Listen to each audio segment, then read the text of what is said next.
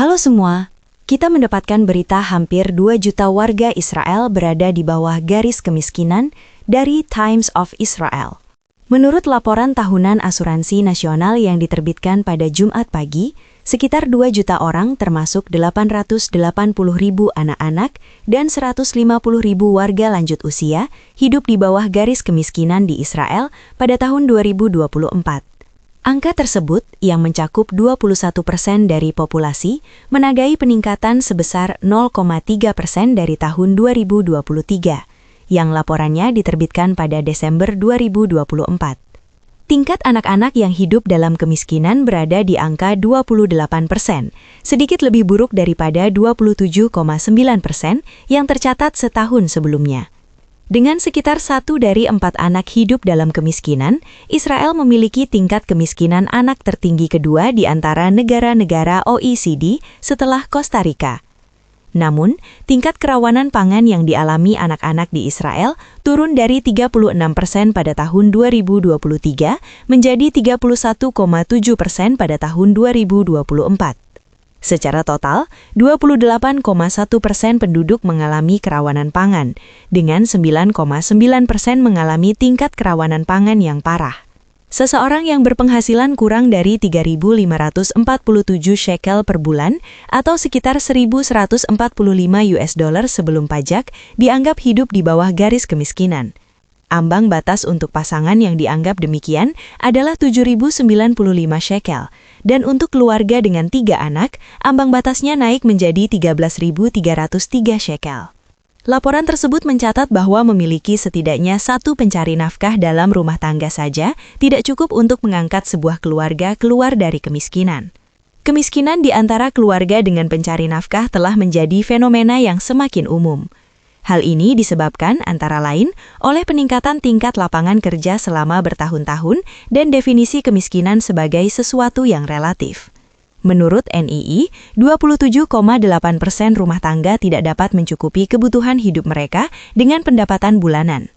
Laporan tersebut menemukan bahwa 4,7% masyarakat melewatkan makan hangat setidaknya setiap 2 hari sekali, sementara 9% melewatkan perawatan medis karena kesulitan keuangan. Tingkat kemiskinan tertinggi terdapat di sektor ultra-ortodoks dan Arab. 32,8% rumah tangga Haredi dan 37,6% rumah tangga Arab berada di bawah ambang batas minimum. Secara total, kedua komunitas ini mencakup 65,1% warga Israel yang hidup di bawah garis kemiskinan. Kota Madiana termiskin di Israel adalah pemukiman ultra-ortodoks tepi barat, Modi'in Ilit, dengan 48,2% penduduknya hidup dalam kemiskinan. Lalu diikuti oleh Yerusalem, 38,6%, Beit Shemesh, 36,3%, Bnei Brak, 31,1%, Lot, 21,8%, dan Netanya, 20,7%.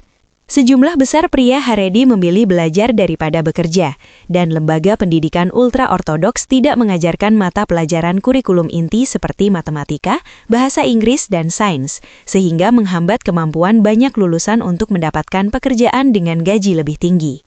Laporan tersebut menambahkan bahwa ketidaksetaraan telah meningkat, dengan Israel turun 3 peringkat ke posisi ke-7 dari bawah dalam indeks Gini OECD yang mengukur ketidaksetaraan. Israel berada di peringkat di atas Inggris Raya, Amerika Serikat, Meksiko, Turki, Chili, dan Kosta Rika. Laporan tersebut menemukan bahwa perang di Gaza yang dimulai dengan pembantaian yang dipimpin Hamas di 7 Oktober 2023 di Israel Selatan berkontribusi pada meningkatnya tingkat kemiskinan di Israel. Hal ini bisa disebabkan oleh berbagai alasan, termasuk masa tugas cadangan yang panjang yang berpotensi mengakibatkan ketidakhadiran pencari nafkah dalam waktu lama dari pekerjaan, atau pengungsian internal bagi keluarga yang tinggal di dekat perbatasan Gaza dan Lebanon. Direktur Jenderal NII, Zvika Cohen, berkata dalam sebuah pernyataan, "Jika dilihat dari perspektif beberapa tahun, kemiskinan di Israel tetap stabil. Perang dan biaya hidup dalam beberapa tahun terakhir memperburuk masalah ini, tetapi tidak menciptakannya. Tanpa investasi yang terfokus pada anak-anak, keluarga muda dan layanan sosial, kemiskinan di Israel akan terus berlanjut dari generasi ke generasi." Laporan ini menunjukkan pentingnya sistem asuransi nasional sebagai jaring pengaman sosial. Wakil Direktur Jenderal NII, Nitsa Kisar, mengatakan laporan tersebut menekankan pentingnya jaring pengaman sosial dan respon terhadap penurunan pendapatan publik, terutama setelah dampak perang dan biaya hidup. Beban ekonomi tidak merata, dan tantangan sosial membutuhkan investasi dalam pendidikan, lapangan kerja dan upah yang memadai untuk mengurangi kesenjangan dan mengarah ke masyarakat yang lebih baik.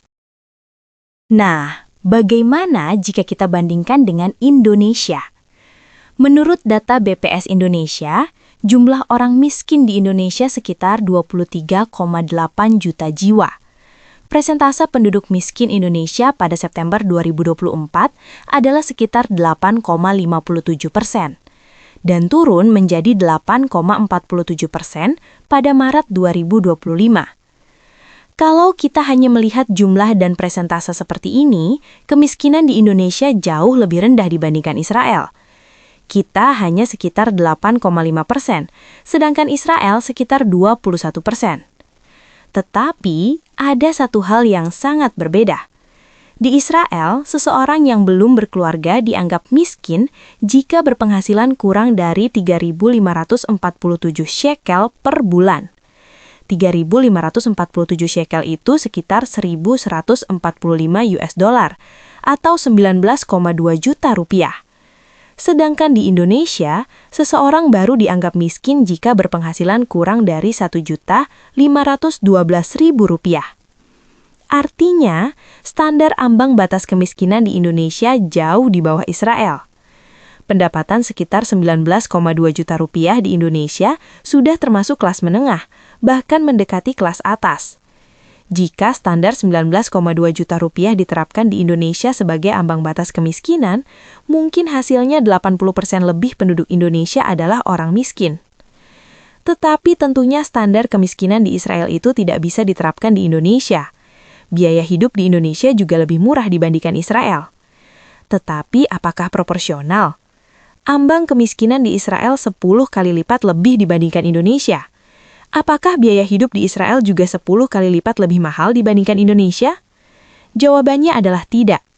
Kebutuhan hidup di Israel kira-kira 2-4 kali lipat lebih mahal dibandingkan Indonesia. Artinya apa? Artinya standar hidup Israel memang jauh di atas Indonesia. Orang yang hidup pas-pasan di Israel sudah disebut miskin. Orang yang hidup pas-pasan di Indonesia tidak disebut miskin.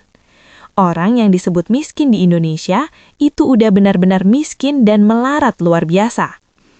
Tetapi terlepas dari itu, ada satu hal yang menarik dari data yang kita baca.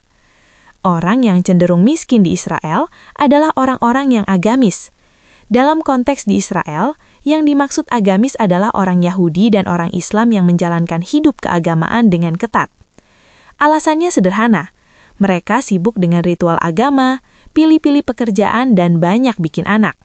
Dan hal ini bukan hanya terjadi di Israel, ini terjadi di belahan dunia manapun termasuk Indonesia. Orang-orang agamis yang sibuk dengan ritual agama, pilih-pilih pekerjaan, dan banyak bikin anak cenderung miskin. Jadi bagaimana caranya supaya tidak miskin? Salah satunya adalah jangan mabok agama. Oke, sekian video kali ini. Tuhan Yesus memberkati. Sampai jumpa di video yang akan datang. Naikkan gaji, kurangi pekerjaan, tambahkan fasilitas ibadah, perbanyak cuti. Aduh, pusing gue sama orang-orang ini. Kerjanya malas, keterampilannya kurang, tetapi nuntutnya banyak banget. Hai, apakah kamu baik-baik saja? Masalah SDM di perusahaan bikin aku pusing. Pasti masalahnya mereka malas kerja, kemampuan kurang, dan banyak menuntut kan? Loh, kok kamu tahu? Tentu saja. Semua orang tahu sifat mayoritas Indonesia.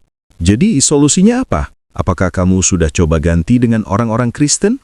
Orang-orang Kristen emang beda? Tentu saja beda. Orang Kristen cenderung lebih pintar, lebih rajin, dan tidak banyak menuntut. Oh, begitu ya. Tetapi di mana aku bisa mencari karyawan Kristen? Nah, sekarang sudah ada aplikasi Iktus. Kamu bisa dengan mudah mencari orang-orang Kristen yang mau kerja. Wah, aplikasi ini bagus sekali. Mulai sekarang saya akan cari karyawan di Iktus. Nah, buat kamu yang cari kerja, buruan bergabung dengan Iktus.com. Kami menunggu kamu di Iktus. Jangan lupa bagikan video ini Dan ajak teman-teman yang lain bergabung di Iktus.